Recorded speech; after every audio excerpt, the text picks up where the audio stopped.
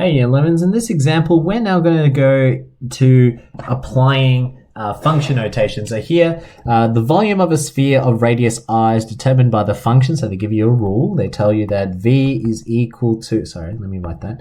V of r, so the function volume is determined. So v is the volume of the sphere and r is the radius. So it's in terms of r, you've got 4 over 3 times pi r cubed. Okay, they want you to state the practical domain of the function v and find v of 10. What they're trying to say is when you sketch this graph, right, the practical domain means, does it make sense? What domain can the radius be? Okay, the radius, obviously we know that it's a length measurement. It can't be a negative radius. That doesn't make sense. So when you sketch this graph, 4/3 pi r cubed, on your calculator, you'll find that there is a section that doesn't make sense for the radius or the volume. That's why they're saying state the practical domain of the function. And then find v of 10, which is pretty straightforward. V of 10, we can just work out now actually. V of 10 just means if r equals 10, so notice I'm replacing the r, so r equals 10, well then your equation would now be 4/3 times pi times, instead of r, it is 10 cubed. So in our case, that would just be 4/3 pi times 10 cubed is 1,000. And together you get 4,000 over 3 pi. There you go. So it doesn't take a genius to do it, but let's do our CAS calculator now. I'm going to do a new page. No, I'm not going to save that. Put on a calculator, like here we go, menu 1, so menu 1. V, I'm going to use v of x. You can't use r, you have to use x if you're going to sketch it. Okay, so always use x if you're going to sketch it. You can use any function letter, but you have to use x as your variable, the x-axis variable. Okay, so here we go. We're going to go 4/3 times pi times r, which is x cubed. Okay, and here we go. Let's sketch this and visualize what it looks like. So Control I is another way of doing it. Add a graph. Here we go. We're going to type in v of x because I've defined it, and you can see this is the graph. Now, there's a problem here, and I'm going to just fix the window. Menu 4, so window, and I'm going to go zoom box, number 2. Okay, zoom box.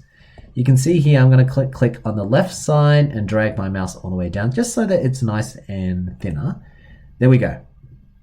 Now I notice that my axes have these random numbers here. I'm going to just fix that. That's part of your settings, graph settings, menu, settings, and I'll just do float 3. Maybe I will just take that off. There we go. This is what my graph looks like. Okay, so that's my graph. Now let's analyze this. So this is what the function should look like. I'm just going to copy paste it here so that we can analyze it together. So this is what my graph looks like that I called v of x. Okay. Now this is what my function is.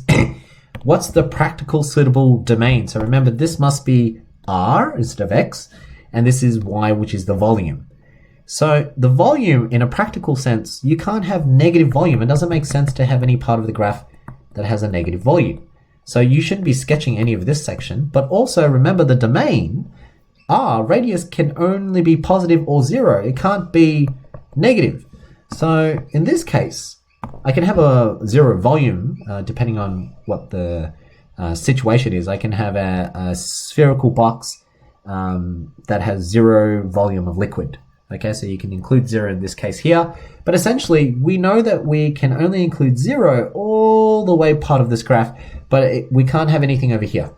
So what's your domain? Well, the practical domain has to start from 0 to infinity.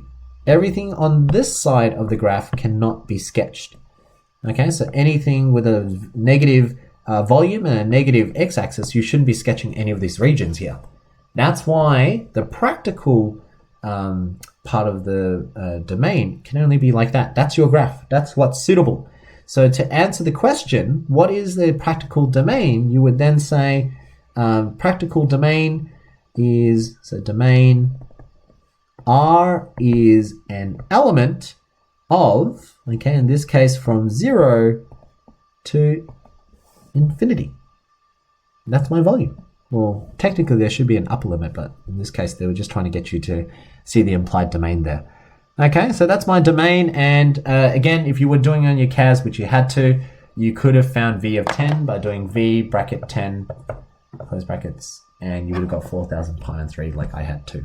Okay, so I'm just going to copy paste this section to remind you that you're meant to use your CAS to do this section. So I'm just going to paste it. Here we go. Let's move that across just to remind you how to do that over here. Actually, I'll just move this to make it look nicer.